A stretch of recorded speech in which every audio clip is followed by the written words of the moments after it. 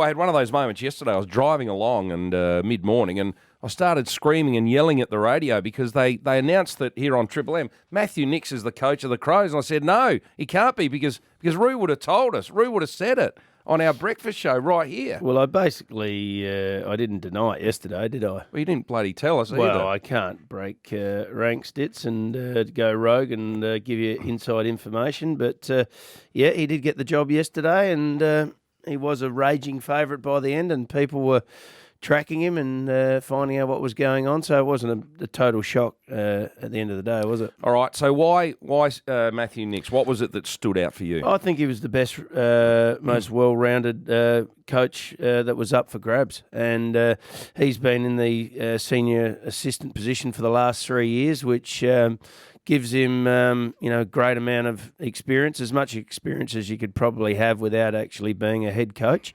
And there were other candidates that have been in that senior assistant position. There's also other candidates that we spoke to that were just line coaches, and they only manage a group of 10 to 15 players. So it's different to manage a whole group. And there's always a risk with coaches who haven't coached their own side because it's very different. It's a massive job to go to that next level. But Matty Nicks, sees the game very, very well, sees the tactics of the game very well. He's a great communicator. He forms great relationships. Everyone I'd spoke to about that were just, unanimous and super confident, and that's his strength.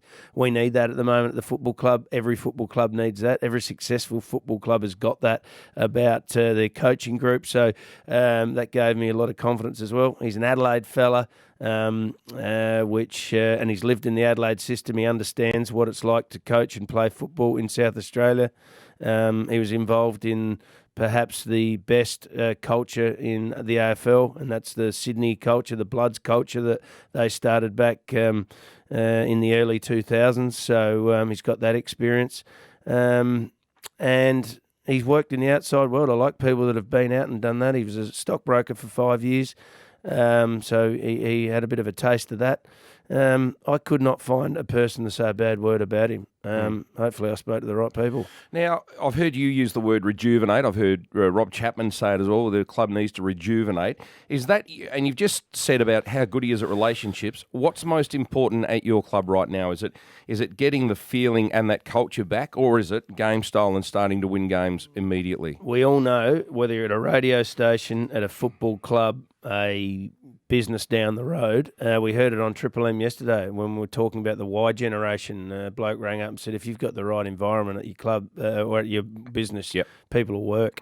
Triple M's got a great culture. Everyone's happy here. They want to come to work. They don't want to rush home because they hate the joint. They hang around and they do the extra yards. Well, it's no different at a footy club. So I would say right now, after what's happened at our footy club in the last couple of years, we need a united football club. And I'm pretty confident that he's going to deliver that for us. It's not just a one-man band. That's a whole coaching group and a whole club that's got to provide that. So get the culture right. Game plan's certainly second. You can have a great game plan and a bad environment, and no hope.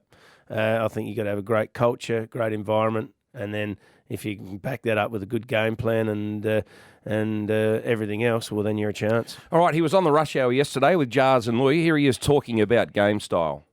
We'll do some stuff with our game plan, and a lot of it will be based around our contest. We've got a group led by Rory that they love to put their head in, in the hole, and they enjoy that. And I think that's where the game's won and lost. And he was a contested type player himself, and was a real hard nut at the Sydney Swans. And as you say, the system he played in at Sydney, I mean, it's well known for it. It became famous, didn't it, for their culture? We were trying to emulate that at the Crows in the mid-2000s and thought we were sort of getting close to it as well. It's very, very important. But, I thought he handled himself well in the presser yesterday, which first bit of experience of the Adelaide media, but... it was a step in the right direction. All right. Now, the other thing too, he spoke about the Crouch brothers because they're very important moving forward. Firstly, I'd love him to stay. He's just one of our best and fairest. He's had a fantastic season and he's an outstanding player, but even more importantly, he's an outstanding character, both he and Matt. I was able to get a hold of Matt this morning. He's in New York, so we had a brief chat just to see how he's going and just to let him know that I'm here for him if he needs. Unfortunately, Brad, I haven't got yet, but it'll be the first thing I'm doing.